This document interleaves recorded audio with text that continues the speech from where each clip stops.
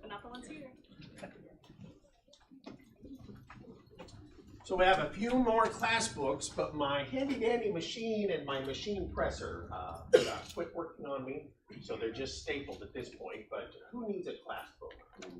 Got 4 or 5 more, so right over here. So who else? Shirley. Now, secondly, who didn't bring the class material tonight? They're thinking, well, I need one, but I don't want to ask it. That's okay too. All right. Never be afraid to ask. Yeah, sure. Ask and you shall receive. Anyone else want one? Anybody else? Okay. All right, I got a couple more. That's true. Here. I know that no one's at all. Well, let's get over to the book of Daniel. And we're in Daniel chapter 1 tonight. Kind of odd that last week we started Daniel. We didn't get into Daniel. We're going to be in Daniel chapter 1 tonight. Going to do a little bit of reading, give us a good sense of what's going on here in Daniel, and talk a little bit about what makes Daniel such a special person. And he's just really, really somebody interesting. Before we get started, though, I've asked Greg if he would lead us in a word of prayer. Greg? Our great and heavenly Father, we thank you for the opportunity to come together to study from your word. We pray that as we make a study of the book of Daniel, that we might gain from the insights of his faithfulness and steadfastness and love for your word. In Jesus' name, amen. Amen. Thank you very much. So, Daniel chapter 1. And Daniel chapter 1 introduces us to the book with a very simple statement to start. It's a historical statement.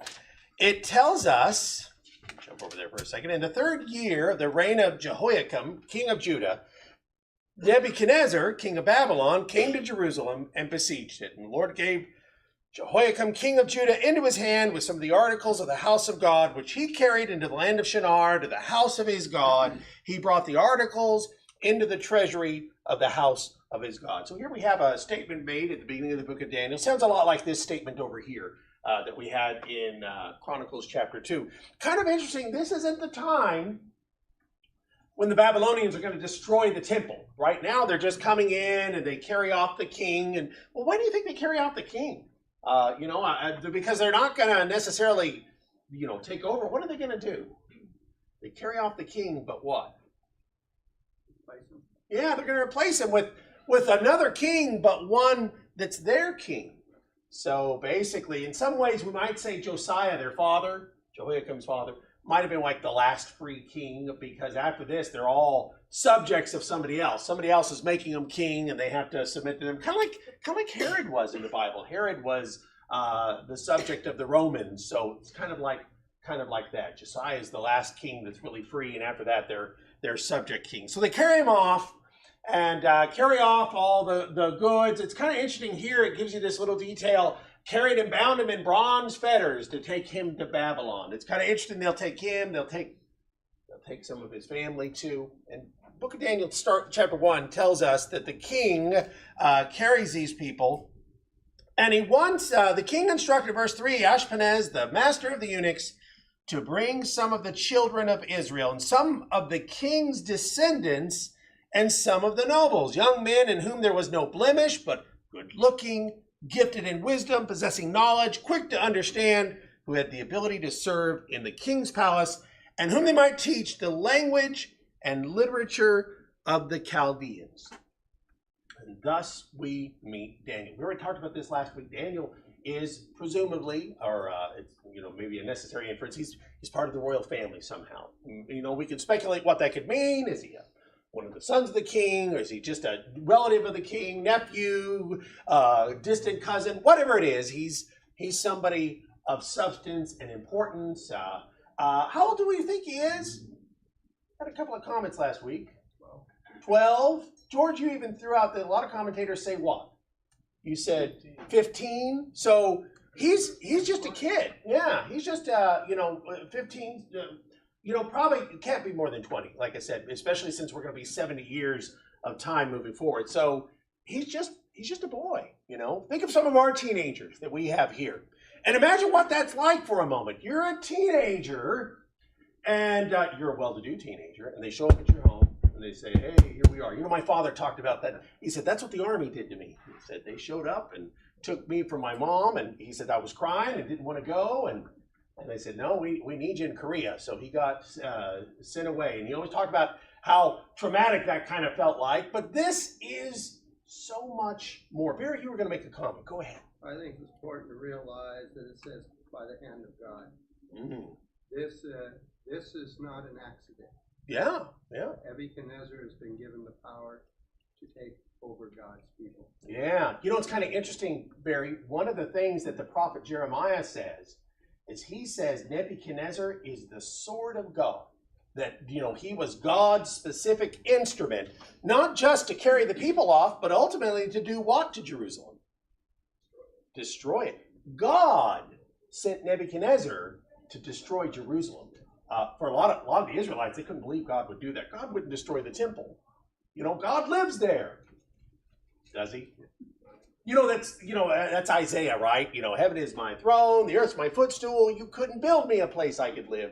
But a lot of Israelites had the mindset, no, God's here. He wouldn't destroy the temple. And God says, I'm sending Nebuchadnezzar to do it. I'm going to destroy it. Yeah, it's kind of interesting that in 586 BC here is he levels the temple. Yeah. But that's not the only time he leveled the temple. We talked a little bit about it in Luke 17. That's right. Right? Yeah. And the question that the Jews were asking about his kingdom, there was something behind that. It wasn't just a question because it was chapter 9 of Daniel, which we'll get to, but the idea there is that this is not the first time he leveled the temple. He's going to level it in 70 AD too. That's right. That's right. And God will do it both times. Interesting enough, that's why in the book of Revelation or elsewhere, a lot of times when they're talking about Rome, they call Rome Babylon. Yeah, kind of makes sense though. That's the case. I have a question. Yeah. So we know that Ezekiel was about the same time, and one of the visions he had was God's Spirit leaving the temple. Yeah. Do you think that was referring to that period of time or later on? Well, that's an interesting question, Teresa. Honestly, as far as was that the case, I think, Ezekiel tells us exactly when that vision is, and I don't remember. So I know we could go back and we could calculate it, because one of the interesting things about Ezekiel is Ezekiel tells us time-wise when all of his visions are. It's kind of unusual that he says this one happened here, this one happened here. So he tells us when all the visions happen, so I find that interesting, but I don't know how close it is. Teresa, that's a fantastic question that if I were a little better knowing, I'd have a good answer for. So I don't know. I don't know if anybody else has an answer for that either, but it's a good question. But I will say this, Teresa, the weight of his seeing God depart the temple is indicative that, the temple was just a husk of nothing. It was just a shell. It was like a body without the spirit. It was nothing. It was dead. And God had departed it even before the Babylonians showed up. And that's the significance of that vision. But it's a fantastic question, timing-wise. And I don't know. And like I said, I'm looking around. Who's got that answer? Nobody's jumping out yet. In fact, I see a couple of heads going, no, don't even look at me, Brian. So, but it's a good question. I'll tell you what, I'd like to know. So I'm going to try to find out the answer to that. Let's talk about Daniel. So Daniel is this young man. They come in and they take him away. The king's in chains, so to speak, so you're carried off. That's pretty awful, to be up and taken away from your home and you're sent off somewhere. They don't speak your language, right? They don't, you're going to talk about this tonight. They don't eat your food. They don't wear your clothes. But it gets worse. It gets worse. Who is in charge of Daniel? Yeah, Ashpenaz. And of course, I guess, would it be fair to say he's basically now just going to be a slave? Think about this for a second. Who else do you know has a story where he's taken away to another land where they don't speak his language and made a slave? Joseph, yeah. Joseph, but it gets worse. Ashpenaz, you said it a second ago. I heard somebody say it. Ashpenaz is also in charge of what? The eunuchs, which means, we'd say almost a necessary inference, Daniel is now a eunuch. Just a boy. Can you imagine how awful this is? I just don't think we can appreciate how horrible an experience this is for Daniel. Just, as a teenage boy, carried off, slaved, turned into a eunuch, and just what an awful experience that would be. They're even going to say, oh, by the way, your name's not Daniel anymore. What was his name now? Belteshazzar. Yeah, we're not even going to call you by your name anymore. Everything he had is taken away. His wealth, his identity, his manhood, everything. It's all stripped from him. Just appreciate how horrible this situation is for him. Just how awful it is to be in this moment. And the thing that strikes me about Daniel is that if it's me, how likely would I want to be faithful? That's a mixed bag there, because on the one hand, he might say, well, if I've ever felt forsaken, this is it. But on the other hand, it might be, but there's nothing else to hold on to. What do you think, Barry? Well, he was in the royal family, probably knew the old law very well. Might have known the law very well, yeah. And was raised in that vein. And it doesn't look like, from the context, he skips a beat here. It doesn't. Yeah. I like that statement, Barry. You hear what Barry said? It doesn't look like he skips a beat when it comes to faith, not even a question. Which reminds me of our other fellow that was taken off as just a boy and into slavery, because it seems like with Joseph, it didn't even skip a beat either. One thing that's interesting about faith, in our men's class, we talked a little bit about this, that whenever you face a serious trial in life, you don't get your faith built up for that moment. In other words, when you're going through it, you say, well, I guess it's time to start developing faith. You either had it before or you don't. Because going through a terrible ordeal like this isn't something you say, well, I'm going to have better faith than this is something that's going to put your faith to the test. So he's being put to the test. And he's just, like I said, I'll say a kid. He's just a kid. He's just a teenager, He's just the age, of our people, and they're not in the class tonight. We didn't have enough, so Jenica's our only one to point out. But they're just that age. This crushes me to think about what this moment is like. Let's talk about a couple of questions here. Question number one, why?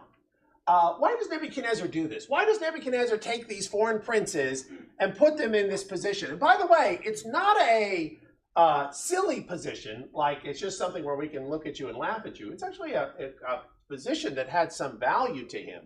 Why? Why do it? Why take these people and put them in this position and do this to them? George? I was thinking along the lines of looking at the context.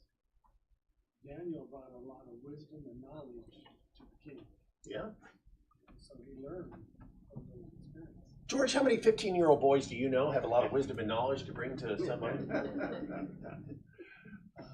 I don't know, but you know what? The Bible's going to make it clear that he was picked for that reason.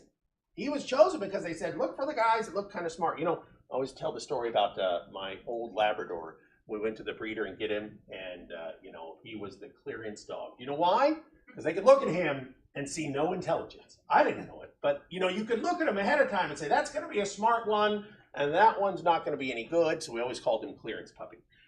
He's not going to be any good, But you could look at him and say, somebody else could say, yeah, look at that. That's smart. So they're looking at these kids and they're saying potential for one thing. Why else might Nebuchadnezzar be picking these people out?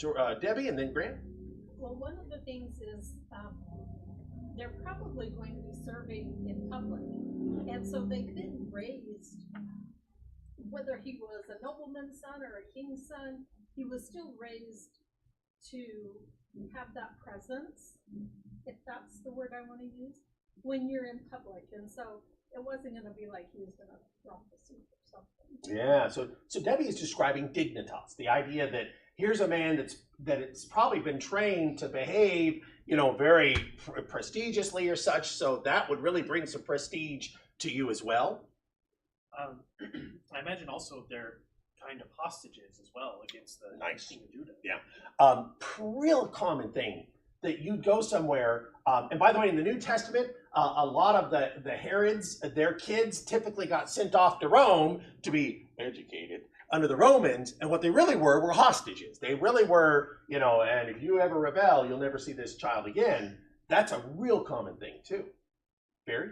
You were talking about taking away their identity. They were Jews. And he wanted to remove that as far as them understanding the Chaldean way of life, the Babylonian way of life. Yes, Syrian or Chaldean. But anyway, so he's trying to take away that edge, so he's always serving Nebuchadnezzar. Like we're going to see in the context later on, how he puts that to the test. And we'll see that later. Good stuff. We're still talking about the first question. Yeah. Why else? Why else? One of the things that struck me was that Nebuchadnezzar was trying to expand his kingdom everywhere. And in doing these kinds of things, this word would get around that a lot of the people were at least reasonably well, taken care of. You know that the first and second waves were almost guaranteed, they were guaranteed by God to do well, whereas anybody who remained in Jerusalem would be slaughtered. But I get the impression that Nebuchadnezzar is really using some wise political maneuvers here to have people from other countries serving certain positions that can make the kingdom stronger. Nice. It would bring some strength to it too, wouldn't it? Maybe one last thought to think about. There's a giant obelisk, a giant stone that the Assyrians carved out, and they have the king of Israel pictured on it, and a bunch of kings, and he's bowing down to the Assyrian king in the picture. It's, this is a 3,000-year-old photograph of the king of Israel. I can't remember which king it was. I want to say it was Jehu, but that might not be right. But I have him bowing down, and he's, looks, and there's the king of Assyria, real proud. What does it look like whenever the kings of other countries are your servants? What does that look like? Yeah, that looks like power. My butler, yeah, he used to be the governor. My steward, yeah, that was the king. My chambermaid, she used to be the queen of somewhere. When you can throw something like that, that's power. That's power. So it's humiliating. It's smart. It's interesting that this is the process. The negatives are that sometimes you're bringing in people that can make trouble. They could be the very people that overthrow Babylonians, Assyrians. Lots of people have problems with their guy, number 2, number 3 guy, suddenly overthrowing them and causing problems like that. But, when they're a eunuch, that takes away some of that. And so that's the point. And bringing that to us, Deuteronomy chapter 23 and verse 1. Somebody read that verse for me real quick. Deuteronomy chapter 23, verse 1. Deuteronomy 23, verse 1. Deuteronomy 23, verse 1. Go ahead, George. He who is emasculated by crushing or mutilation shall not enter the assembly of the Lord. George, what's that mean for a eunuch? Yeah, and he can't do what? What can he never go? He can't go to the temple. On top of everything else, Daniel can never go home. Or at least, if he goes home, he's never allowed to go to worship again. Could you imagine that if something, we don't have anything like that, thankfully, but if you imagine something that said, oh, by the way, you can never come in these doors again. Something has happened to you and you can never walk through those doors again. By the way, that's always been a passage that ties me to that Ethiopian eunuch in the New Testament and say, why on earth does that guy go 1,000 miles from Ethiopia up to Jerusalem just to be left outside? Well, there's something special about that guy, so that's why God says, Philip, this guy needs the gospel. But the point is, here's Daniel, and if it's not one last blow, if this isn't the thing that to me would be the faith breaker, I'm not allowed to go back to worship God. We talked about this in Nehemiah a little bit, that maybe Nehemiah fit in this category too, and he said, I can't go in the temple, couldn't go back there, and how he resisted doing that as well. But this is heavy. Go ahead. Well, maybe he understood like the remnant understood that God doesn't live in the temple. If he understood that, and by the way, if he understood that even just as a young boy, a teenager, good for him. But you know what's funny? There are a lot of phenomenal teenagers in the Bible. Joseph, 17 years old. Jeremiah is probably a teenager when he gets called. Isaiah may be young that age too. There's a lot of times where you see somebody, Josiah, my favorite, 16 years old, and he turns to God. There's a lot of teenagers in the Bible And I have to think that sometimes some people just are, I love God. And they figured that out when they were young, and they have a special course because of that. So there's something to that. Stephen, and then George. Yeah, the other thing that struck me is that Daniel, I get the impression that he was really sort of, when we talked about how they're cream of the crop, and that Daniel could potentially have risen to the throne of David. Who's not to say that? I wondered about that too. You know, that if he's in the royal family and he seems pretty sophisticated, you know, why could he have ever become king? I have to wonder. Even among these four men Yeah. we're talking about. Yeah. Same thing with Ezekiel. He's 25 or something when he's taken, and he's going to be a priest at 30, and his entire future is dashed because of it. Yeah. So this would really be particularly good for their Yeah. Yeah, that's pretty hefty, George. I was just gonna say, David as a young boy had a lot of faith. Yeah, you know, and again, boy, it's a terrible thing that a lot of times, maybe, you know, even in the church, we kind of discount the importance of faith and virtue in somebody who's very young like that. It's just something we ought to be mindful of, that the Bible paints a lot of pictures of a lot of people that are, you know, in their teens and 20s and are utterly, profoundly important servants of God. John the Baptist, depending on how long he preached, you know, he died at 30, so, you know, he spent most of his time as what we would say as a young man serving God in the most important service that was ever given in some ways. Tacho? Were they losing their culture? Yeah, you know, a lot of these guys, you know, again, if they say, hey, you got to get a new name, you know, they talk about this like at Ellis Island, you know, when immigrants came in and they'd look at their name and they'd say, oh, I don't like that name. And they'd say, you're now John, and you're now, you know, where I grew up, the Navajo, they made them take new names, and they, you know, Joe, but they got it mixed up so that a lot of them had first names as last names because it wasn't clear, you know, they didn't understand, what do you mean I got to get a new name? So they got them reversed in a lot of cases. So that's why a lot of, up in our area where I grew up, in the Navajo will have first names like we're familiar with as last names because they didn't even understand what that meant. It's a common thing to say, hey, this is your new name. And that'd be awful. I mean, I'd hate that. And so it's a really big thing that he's going through this. What was Ashpenaz? What was Ashpenaz looking for? One more time at verse 4. Give me some of the things that you're supposed to be finding. Qualifications of a servant of. Looks like you, but Just like me? no, he looks like you. Oh, young and good looking. Oh, I guess so.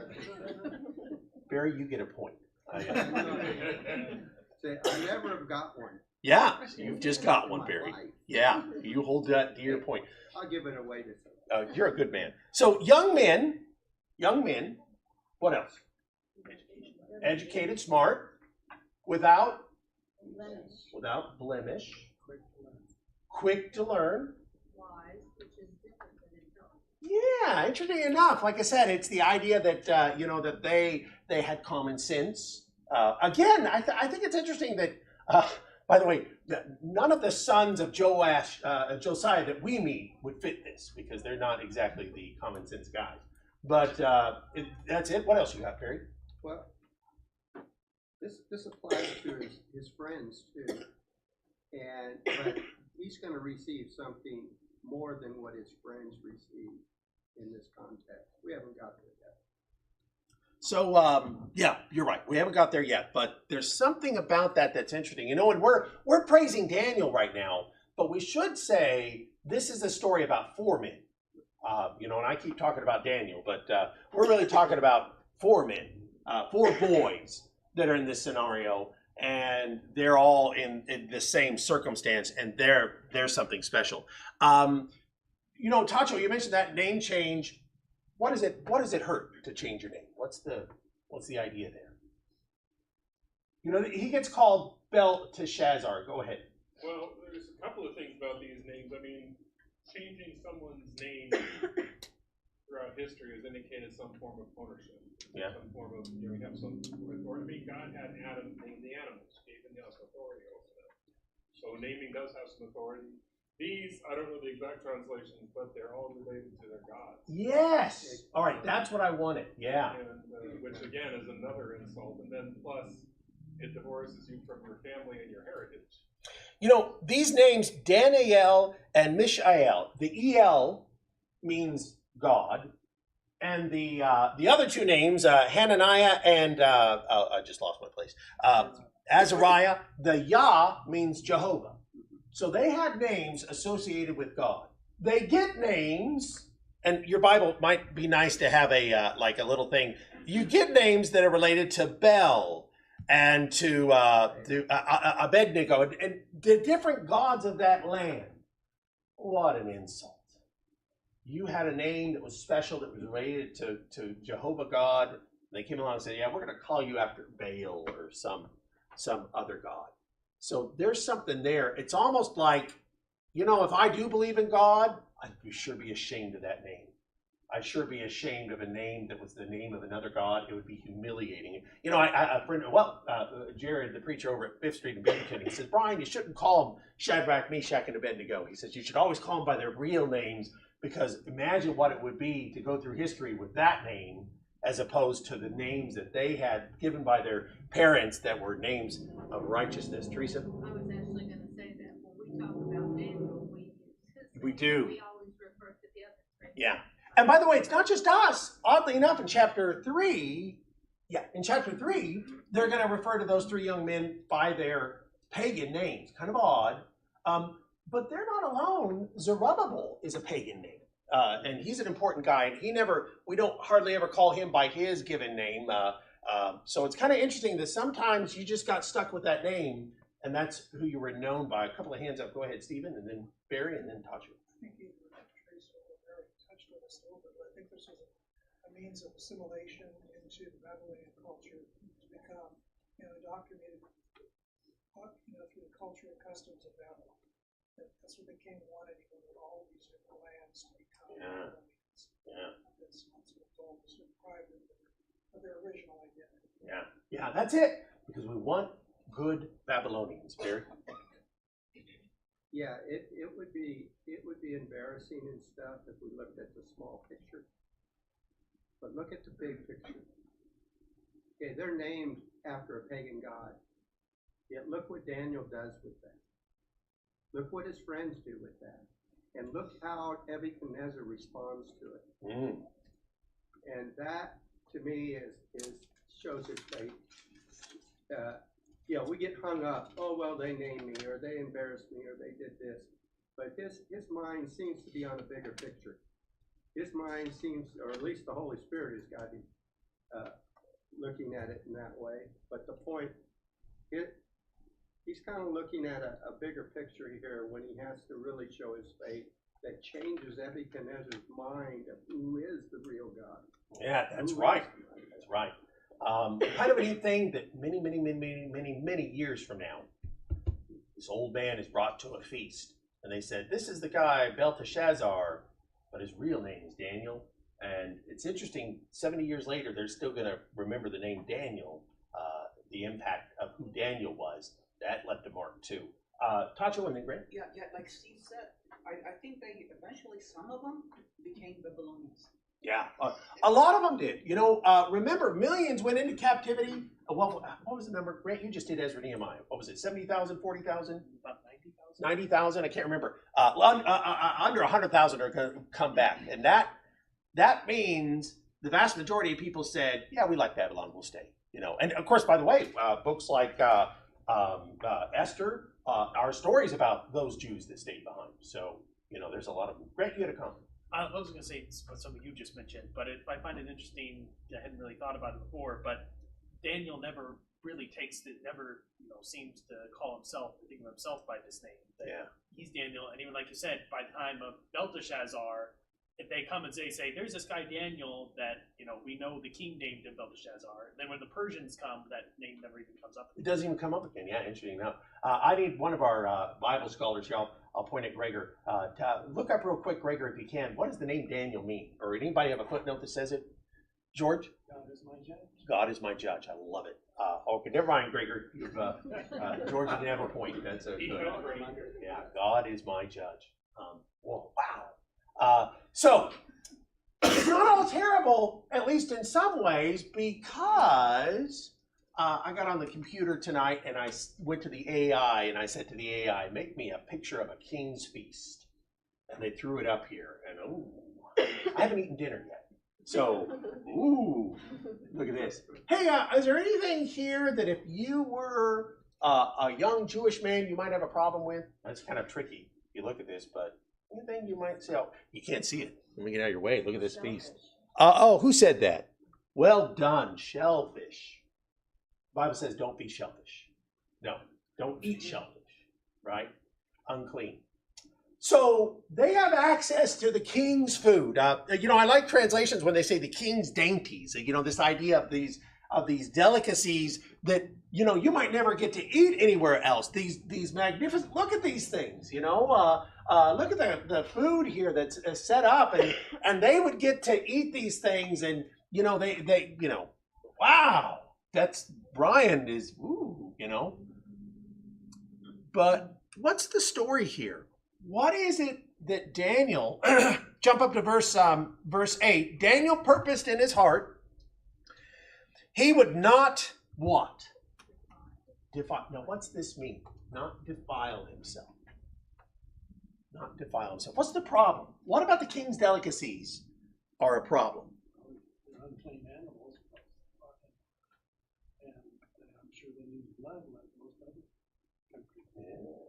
Can't have blood, can't have, what else, George? Of course we talk about the unclean animals, can't eat food that was cooked in its in milk. I got them all mixed up. A lot of things like that. Debbie, do you have a comment?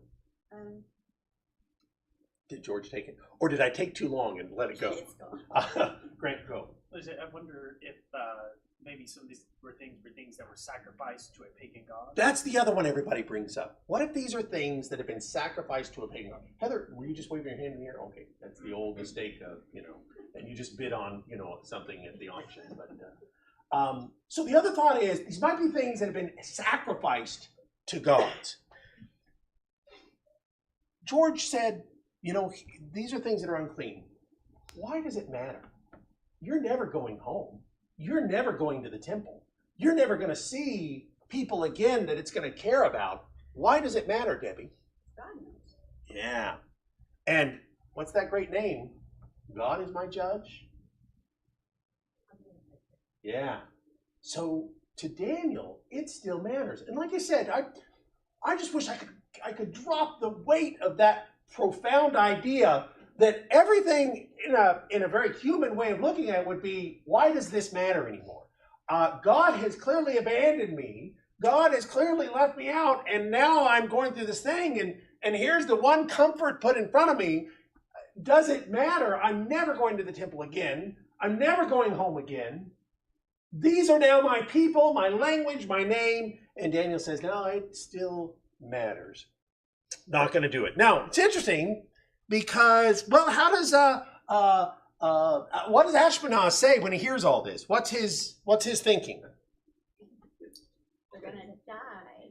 Yeah. I'm in trouble if they do. Yeah. Well, wait a second. You're not going to eat that. Now, how does Ashpenaz feel about Daniel? Verse 9. He has compassion on Yeah, he says he's goodwill. God has given Daniel favor in this. Go ahead. Yeah, how Daniel gets along with, how do you pronounce that name? But anyway, he gets along with the Babylonians. How he gets along, because he approaches it wanting to eat vegetables, and they're going to say what? Yeah. And he approaches it that way, but notice he doesn't demand it. What does he say? Well, I have to read it. Oh, well, I mean, how does he phrase it? How does he phrase it? Does he phrase it like, we're only going to eat vegetables? Or what does he say? How about Herbs. Yeah, a test. Yeah. How about a test? Right. Tell you what, let's find it. Now here's what's really, really neat. What about this test proposed strikes you as significant? Teresa, were you going to answer into it before? Well, I was going to say there was a spiritual aspect, but there was also a physical aspect. Daniel knew he would not feel well and not be well if he ate that kind of food. What I think is interesting is that if he knew that for the last 5,000 years, most people don't. During the Middle Ages, talk about health. They said that the average health of the guy that worked as as a servant on a farm was always better, because the rich people ate tons of terrible things that were, that were just, but they were delicious. And the peasants ate oatmeal, basically, and, had better teeth, better health. No, people don't know that. Brian doesn't know that. Brian still eats terrible things and would keep doing it if Wendy would let him. So it's interesting that there might be an aspect of this is not going to be good. So what strikes me about this? Well, let me just kind of say, first of all, what strikes me is maybe there is some knowledge here. But I think also there's something else that strikes me. Go ahead. Well, 10 days isn't long enough for change. Yeah. So what, of course you say, 10 days, it's like the 10-day diet. I'm going to lose 50 pounds in 10 days. That's you cut off your leg. And then, what's going to happen here? Well, 10 days, what do you think he's counting on? On God to intervene. So that's the big thing that strikes me. Is that this just isn't a, look, I bet, if we don't eat the good, and by the way, I don't think it's, well, let me just pause for a second and say, this is not a, being a vegetarian is the best way. This is I'm not going to partake in things that are unclean. And I'm gonna trust God to make this work out. If you walk out tonight with one idea, trust God that when you do things his way, that he's got to wait. Because it sure doesn't look like it. I'd be thinking all the reasons why I don't want to trust God. And Daniel says, well, let's put it to the test. Is this going to pay off in a couple of chapters whenever a couple of guys are going to be told to bow down to Nebuchadnezzar? What are they going to say? Nebuchadnezzar, we don't know what God's going to do. But we're not going to bow down. That won't go well with him. But they say, we don't know if God will save us or not. But this is a test. God says several times in the Old Testament, put me to the test. Try and see if I'm good. Do what I say and see if I don't walk with you by it. God is still saying that. Put me to the test. Give it a try. Commit yourself to it. Let's see what happens and see if I don't take care of it. That's a tough one. I've seen a hand up and I know I've missed it. Great. One thing about this is that it doesn't seem that Daniel ever blamed God for his Yeah. It's more like Job, but then when it comes down to something that he can control, either through diplomacy or through just sheer willpower, he resolved. My translation says he resolved itself. A lot of times with Nebuchadnezzar here on his stick and carrot program, you beat someone with a stick so much, you throw them a boon, food, whatever, and they're more likely to do what you want. But it's a way, as you pointed out before, of exhibiting power over. Yeah. And it really is neat to think of the idea of Daniel figuring out, I'm not gonna go this way. Okay, so how does it play out, by the way? Easy answer. How does this go? It goes great. Yeah. They're doing good. Could be. Teresa's point is, if you eat more vegetables, Brian, you sound like my doctor, Teresa. Eat more vegetables, Brian. You might feel better. Or Wendy says that to me all the time. Brian, she'll say, is there something green on your plate? And I say, well, I can go get a marker if I need to. So maybe that's it. But I think we have to say this must have been God. That's the point we're supposed to be drawing out of this. Yeah, that's right. Actually, that God has already given some favor, so we have a great point to say. We know that God is answering. I'm going to try God, and it's going to work. It's going to play out. How does God then reward? This was a test. How does God now reward these men? These 4 guys. These 4 boys. What's he going to give them? Freedom. No, they won't. They don't get to go home. What does he give them? To eat? Knowledge. Yeah. God gives them a mind and an understanding for things that's just unreal in how intelligent it is. And of course, the point was made earlier. I think Barry, you made the point. Daniel, in particular, who seems to be kind of the leader of the group, Daniel in particular is given a particularly useful thing, which is interesting because it connects us back again to Joseph, our other young man who was taken off into slavery, and they're given this incredible knowledge and understanding. They're made wise men. You know, in Matthew chapter 2, when the wise men come to Jesus, this is that. It's the same word, same idea. That's who these guys now are. Go ahead. Isn't the difference that he can tell visions now? Understanding in all visions and dreams. The others had wisdom too, Yeah, that God yeah. gave them, but No. they did not have the vision. You know, it's kind of interesting, by the way. It says God will give him understanding of visions and dreams. But every time a dream's going to happen or a vision's going to happen, what does Daniel? You said it. What does he have to do? He has to ask. It isn't as though he just, I know every dream. Every time he has to ask. Stephen? He say the same thing, but in the next chapter, he's given that this gift is going to help him with the kingdom. That's right. That's right. Daniel is now a wise man. The other word that we use sometimes, magi. And by the way, the word wise, the word magi, what are the words that come out of that? Anybody know? Magi is magic, magician, wise, wizard. The words are connected. Astrology. Well, wait a second. Magic, astrology. What? Wait a second. What's the problem with that? What's the problem with that? George? They're using trickery and deceit. Well, I you know, think of Simon's sword. Simon. Yeah. Made himself out to be someone great. Yeah, the great man of God. Yeah. I think he's pointing to that he's wiser than these. Oh, I see what you're saying. In verse 20, it says he's wiser than these. And, you know, it could be the point to kind of take us out of this because we're kind of in a dilemma here. How do we accept the idea? Well, for one thing, let's understand that a lot of times they're going to describe wisdom in a very generic way. So what the rest of these guys are doing, you know, whenever the other wise men are, Nebuchadnezzar wants them to dream, they're cutting up a liver, they're throwing blood spots on the ground. Oh, look at that. And Daniel's doing what? Praying. He's praying. He's asking God. You know, he's not requiring or you know, the thing we want to get the idea of why were magicians or why was wizardry, why was witchcraft and sorcery forbidden? What at the core of it, what are the problems with it? What are you doing? Something besides God. Yeah, it's something else besides God. You know, in the book of Leviticus, it says you're petitioning demons. What? And in Deuteronomy 18, 9, 12, and 14, it's detestable to the Lord. Anyone who does those things, divination is regarded as a grave sin. Yeah, so divination. The other word that gets thrown out there sometimes is medium. Who else are you talking to or trying to talk to? The dead.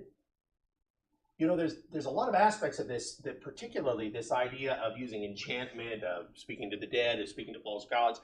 That's the utter despicable thing where God says this is an abomination to him. But understanding of spiritual things, no. The wise men that showed up at Jesus' time, they had been given a prophecy and they pursued it and followed it. That was a blessing. So we want to be careful to say that while these are the words that get thrown out there, they're not on the end of this that is so abominable to God.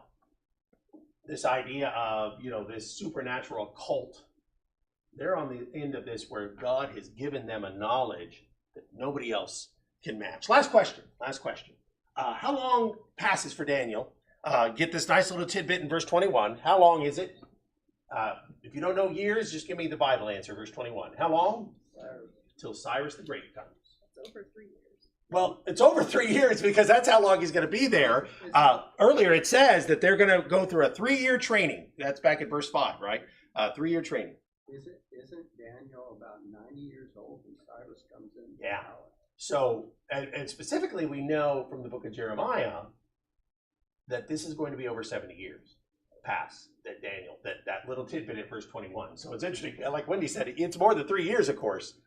But with that footnote about Cyrus the Great, that's 70 years later that Daniel's going to have this lifespan, this event happening in his life. to kind of wrap up, we're at our time. Kind of make the point, I was thinking about one last passage here.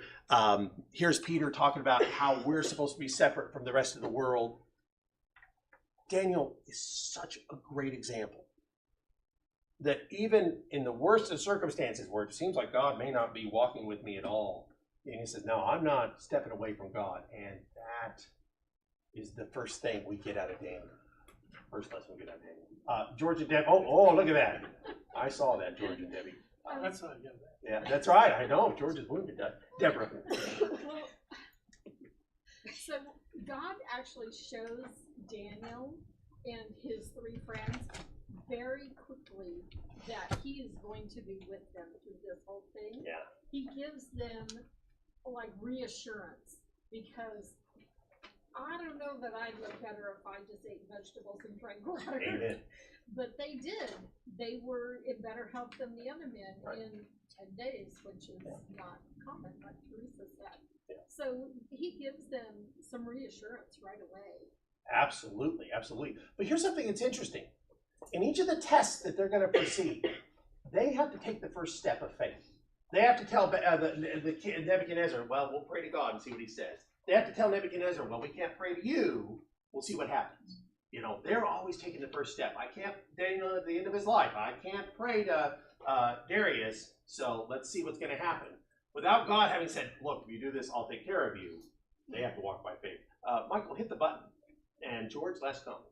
I was just going to say, throughout the whole book of Daniel, there's not one thing said bad about it. That's right, in the entire Bible. That's rare, because, you know, that's something well worth considering. Did you hear what George said? Throughout the entire Bible, Daniel's always upheld as this extraordinary person. One other guy I like that is not the only one, but a few others, Joseph. I see the prayer life. I think some great comments about here.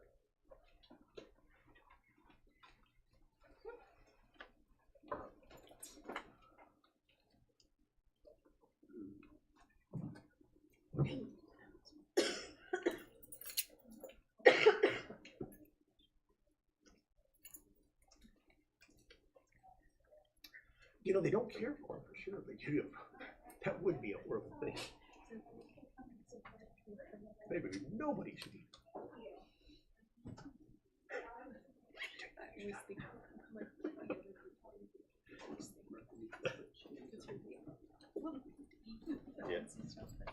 Yeah, it's the one thing we get, you know, the one perk.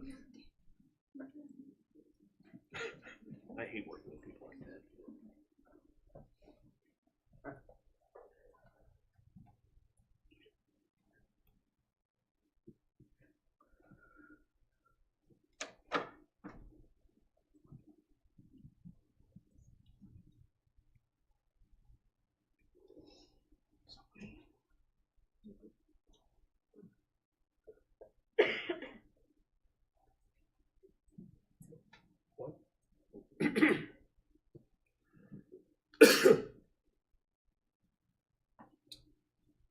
We do have a song leader. We do. He stepped in the back. So. Oh. Good.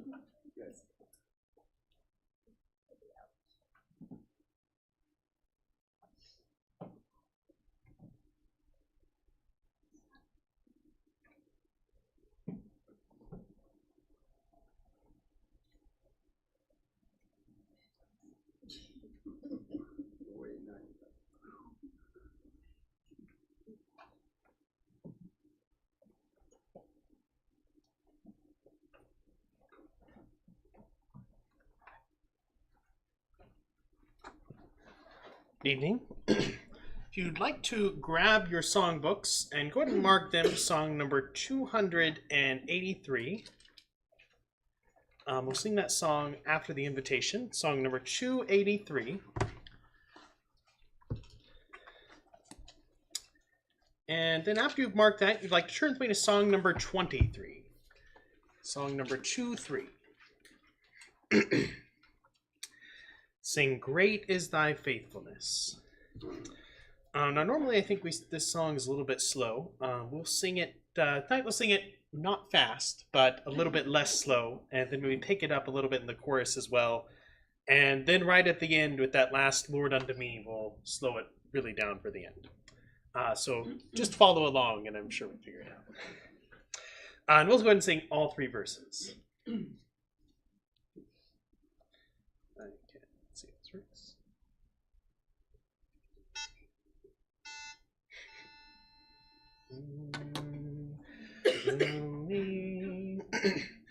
Great is thy faithfulness, O God, my Father. There is no shadow of turning with thee. Thou changest not, thy compassions, they fail not. As thou hast been, thou forever will be. Great is thy faithfulness, great is thy faithfulness. Morning by morning, new mercies I see. All I